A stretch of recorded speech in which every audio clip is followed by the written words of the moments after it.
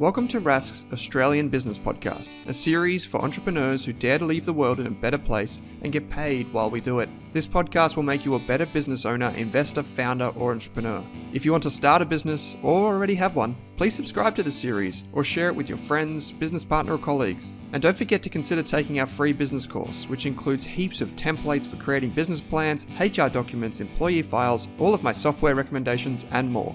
The course is completely free and available via the link in your podcast player. Okay, let's get into the episode.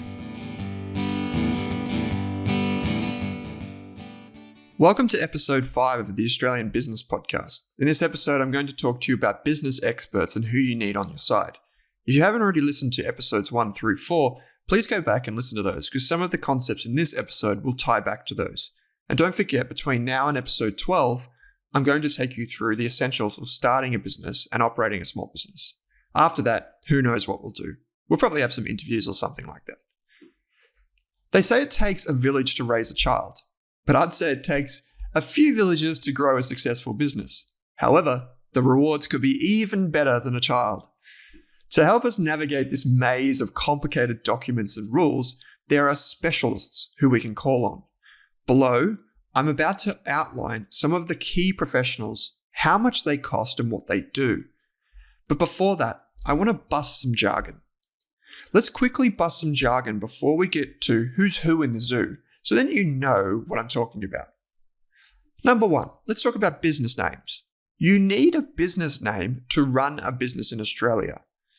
If you choose to run your business under any name other than your legal entity.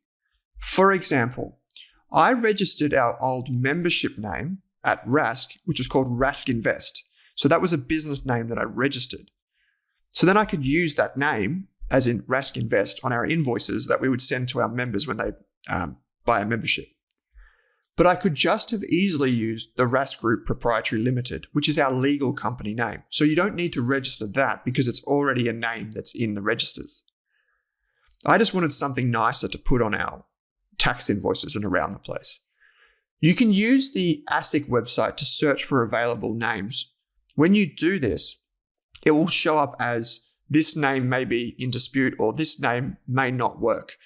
I would encourage you to actually go into the report that ASIC produces and have a look at the similar names because it's really important you don't go too close to those names, but sometimes it flags names that might not really be an issue for you. The number 2 thing I want you to do is remember this. Securing a business name in the ASIC portal does not protect you against infringing someone else's intellectual property, for example, like a trademark. A business name and things like trademarks are different things.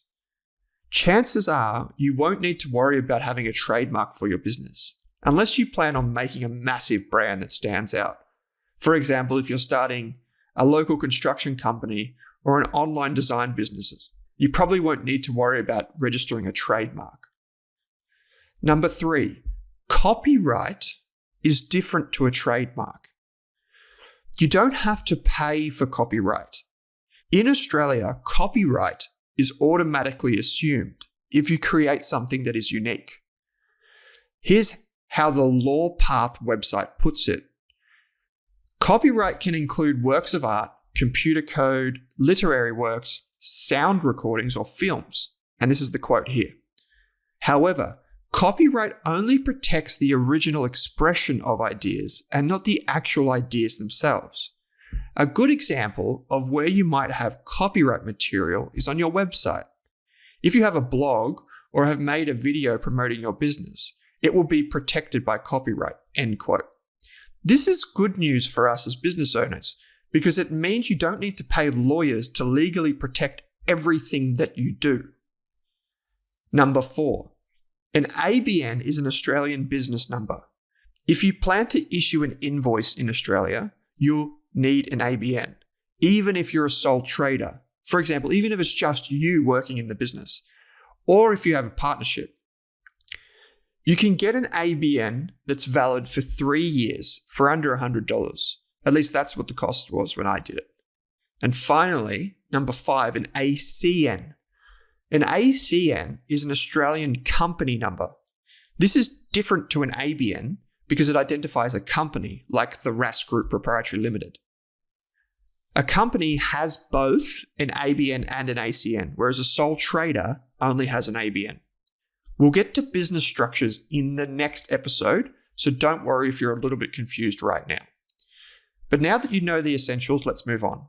Let's talk about bookkeepers. Technically, accountants and a bookkeeper are separate professionals. A bookkeeper helps you with the day-to-day accounting, like sending invoices, receiving invoices, paying your employees, and balancing your books in your Xero account. That is like matching your receipts to the expenses that are actually on the Xero platform. You would need to get a bookkeeper if you need help or just can't be bothered with day-to-day financial admin, or if your accountant tells you to clean up your financials and get a bookkeeper to help you. You can expect to pay a bookkeeper by the hour, around $50 per hour, give or take $10. Let's talk about accountants. Accountants can do a bookkeeper's job, but they tend to know a lot more about other parts of your financials, such as your tax, your legal structure, and the administration of your business, such as the rules around super, what you can claim for tax, how to optimize your purchases to pay less tax, or your business strategy. So they can help you optimize your overall financial performance. Here's the rub. A good accountant will charge you probably $200 to $250 an hour. So be prepared to pay up for high quality advice. This high cost of $200 an hour or more is why it's vital to get on the front foot and keep your financials in order so you can learn the basics of accounting and use a bookkeeper if you can, so you keep that accounting cost low. My advice is get a really good accountant. Don't cheap out on this. Find someone who is a CPA or CA qualified. That means they're a chartered accountant. And someone who has run their own business. Then get a bookkeeper to help you maintain your books if you're not interested in learning how Xero works.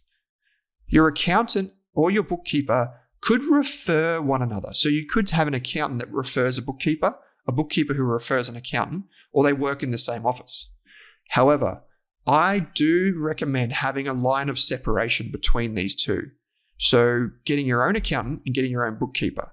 The reason is it adds more accountability between the professionals. If one of them is saying one thing and one of them is saying another thing, you at least have two different opinions, which is important. You can go to an accountant for helping you choose a business structure, like a company structure, sole trader, trust, partnership. We'll get to that in a minute. Or 2, for tax minimization strategies. And 3, before you make a big business investment, let's say you're purchasing a car for the business, a property, or another business, speak to your accountant. Make sure you get their opinion. Now, we're going to talk more about accounting fundamentals, so the basics of accounting, and I've got heaps of examples in a future episode. So if you're a bit confused, don't worry. We'll get there. Lawyers. Lawyers can help you get a will so that you can protect your personal and business assets in the event that you die. You can pick the right business structure from a legal perspective and help you understand your creative protections, including copyright, patents, and trademarks. A lawyer typically bills you by the hour, but they will often issue you an estimate up front. A good lawyer can cost you anything from $300 to $1,000 per hour. Again, they should be upfront on the costs, and you shouldn't have to use them all that often. I'd advise you to shop around and get a third opinion on really important legal matters. Lawyers, accountants, and just about everyone, you've got to remember this. They often look at problems from only their lens. So an accountant only looks at it from an accountant's perspective. A lawyer only looks at it from a legal perspective. But at the end of the day, it's your business, and you need to decide, based on that advice, what is the best course of action for you. So you need to understand the different pieces of advice you are getting and why they count. Let's talk about technology real quick. In the modern era, getting advice on technology could form an important part of your business. Custom-built websites, for example, built by an Australian development team, are extremely expensive, to the tune of hundreds of thousands of dollars. And then, unless you hire a lead developer or you are a software developer yourself, it's extremely likely you'll be on the hook for even more costs in the future if you just choose to build a custom website. For this reason, I would avoid custom website development at all costs, unless you know exactly what you need and want or are a technologist yourself. Just a few quick ones. For domain hosting, for where you buy your website, I use crazydomains.com.au. If you buy .com.au website addresses like yourdomain.com.au, you'll need an ABN before you can register that type of website. It's about $15 per year per web address. If you want to build a website with WordPress, we use a company called Flywheel as our web host. So you get the URL from Crazy Domains and then you point it to Flywheel. I'll get into the different technologies throughout this series, but WordPress is a bit more clunky than some of the other websites. If your only purpose for having a website is to sell stuff, you could consider using Shopify. Or if you already have an existing WordPress website, you can download the free plugin called WooCommerce. Both Shopify and WooCommerce are probably the two most popular pieces of software in the world for selling things online. If you just want a super simple website, use something like Wix.com. You can use Stripe and PayPal to take payments online, or if you're in person, you can use Square or another company called SmartPay. I'll get to all of these companies in a future episode where I outline my favorite technology for small businesses. If you're worried about internet security, such as your website being hacked, you can get a free account from Cloudflare.com. They're the world leader in many types of internet security, but it gets pretty complicated pretty quickly. The reason that I recommend Flywheel to everyone is that Flywheel has their own engineers. So they secure their website and your website for you. And then you can use other third-party tools like Cloudflare to do the rest. Before you do anything, I would just highly encourage you to make sure that your web address is available. You can do that by searching on Crazy Domains. Designers. If you're looking for anything design related, you're in the right place. Logos. Use online marketplaces like freelancer.com or fiverr.com to get designs sent to you. Or just go to a university or search online for a design student or a family member that's near you. You can use the Facebook groups for student societies. For example, if you want to go to the University of New South Wales or the Uni SA or Curtin University, typically they all have Facebook groups for their student society. And sometimes you can post into those groups, depending on the rules, to hire people. So check those out. You can do it yourself. You can create your own design. There's an Australian website called Canva. It's a startup and it's free to use. And I'll mention this more throughout the course, but you can make your own design really easy. Just drag and drop your own design and then just click download. Pretty simple to get off the ground for free. In summary, there are only a few things that are certain in life, and those things are death and taxes. So having a good accountant and a good doctor is essential. Outside of that, you should only need to see a lawyer at the start or every now and then on your business journey. So I would prepare all of the materials and go in for a consult. Finding good design and technology talent can be tough. So consider using these online portals, but then getting feedback from the designer. So oftentimes when you get a logo designed or you get some type of design made, they'll send you something that's really generic, but you can say to them, no, I want it to look more like this, and go back to them a few times to make sure you get the logo that's unique and that you want. For most businesses, a simple website setup will do. Don't overcomplicate it. Use tools that are freely available. Just make sure that you have the web domain available. Even if you don't build a website now, make sure you have the web domain that you want by buying it in Crazy Domains. It only costs, $30 for 2 years or something. So go and get that. Accountants and bookkeepers, the way to save is to make sure that you understand the absolute basics. Remember, at the end of the day, it is your business. And the number one reason, or not the number one reason, but one of the top reasons businesses fail is actually relying on other people and other people's expertise when the business owner didn't understand everything in their business to start with.